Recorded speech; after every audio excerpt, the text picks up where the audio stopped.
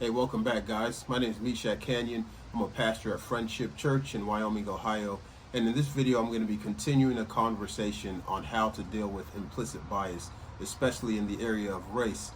In a previous video, I mentioned that the one thing we all needed to do was renounce white supremacist ideology that has shaped America in so many ways. And today I want to talk about the one thing that renunciation must include if it's going to make an impact, and that involves a confrontation with our history and the rituals that have formed us throughout history. And to do this, we're going to have to understand what ritual is and why it is and can be so formative. So many people think of ritual as something religious, like a baptism or a bar mitzvah or first communion or something along those lines. But rituals include much more than the ones connected to religious rites or religious ceremonies or practices, because the role of ritual is simply to get a person to think, feel, believe, and act in certain ways. In fact, most things that people do regularly are rituals, but they don't even know that they're participating in ritual. That's how powerful they are.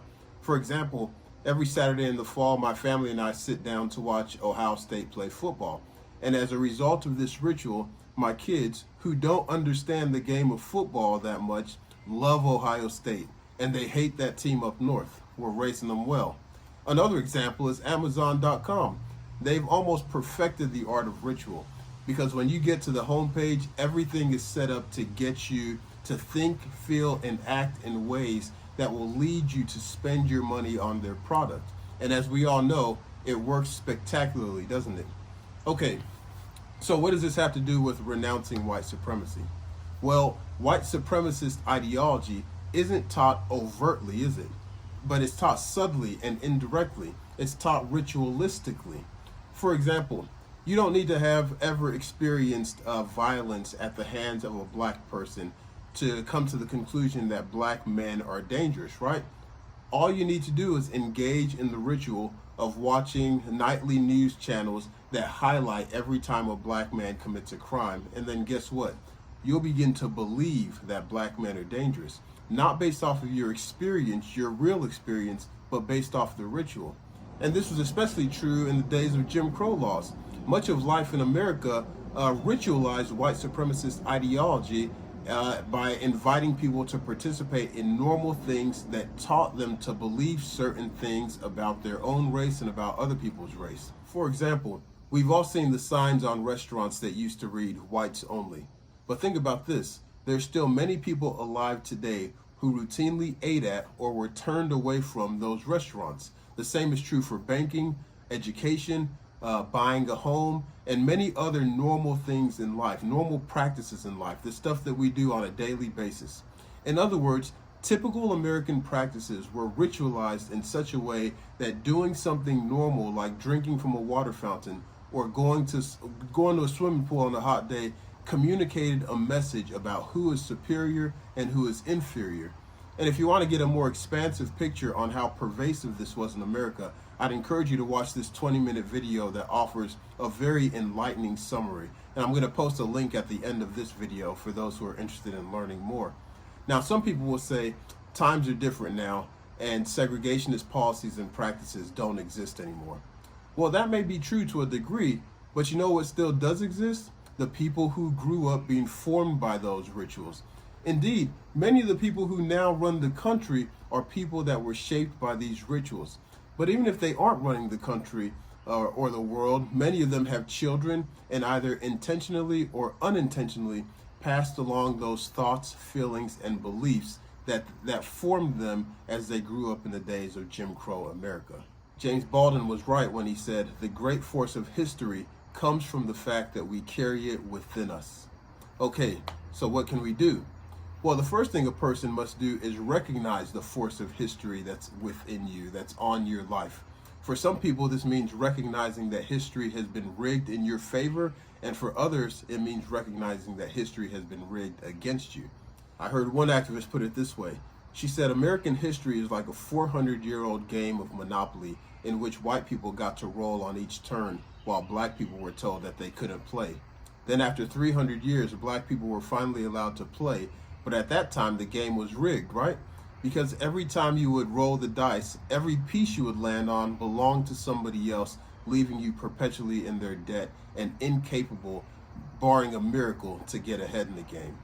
So if you're white in America, own the fact that in the race of life, the wind has been behind your back.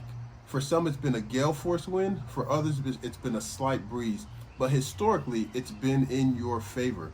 And stop attributing your standing in life solely to hard work. Because even in a race, everyone still has to run. We know that. But even in track meets, if someone breaks a record when they're assisted by the wind, they don't label it as just a normal world record, but they say this was wind assisted. And the majority of white success in America has been wind assisted. So admit it, own it, and begin working towards a more equitable future if that's what you're really interested in. If you're black in America, recognize the fact that the wind has been in your face during this choice, and it will be in your face for the foreseeable future. But that doesn't mean that you get to stop running. An older generation of black people knew that they would have to work twice as hard to earn half as much. And so they worked, and they worked hard. And we should do the same. We should be aware of the disadvantages that we face. We should be prepared to encounter it, and we should work towards changing it. See, we all need to confront our own collective and personal histories and the rituals that are shaping us, because as James Baldwin also said, our history is with us right now. It has led us to this moment, and we get to choose what we're going to do with it. That leads to my closing suggestion. One of the things that we must do with the history that's present with us is choose different rituals to engage in, both individually and collectively. In the last few weeks, I've heard people talk about some of the things that they did either when they were growing up or once they became parents to help them become a more informed person. One moved their family to a more diverse neighborhood. Another intentionally took a job that was at a diverse company rather than the job that paid more money. Another said they began reading books written by authors of a different race so that she could try and catch a glimpse from a different perspective than the one she was accustomed to. In fact, before I recorded this video, I got off the phone with a friend who was telling me about a person in his church who, through the ritual of studying the Bible and learning the teachings of Jesus, found herself feeling more excited about racial differences than she ever had in her life. All of those and many more can be powerful rituals that form you in ways that you won't even realize. And there are also collective rituals that we can all participate in. A friend of mine made a video in which he mentioned Juneteenth becoming nationally recognized and celebrated everywhere.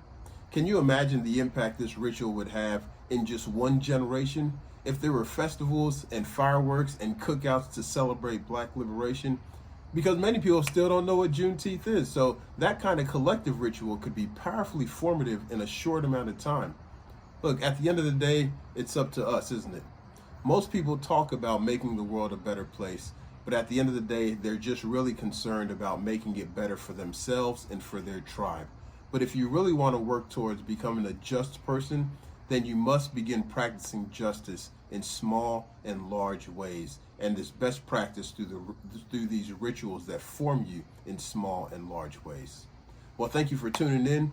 In my next video on this subject, I'm going to be talking about the role anger plays in working towards racial justice and reconciliation. So please subscribe if you're interested. Please share the video if it was enlightening or helpful to you. And I hope to see you next time.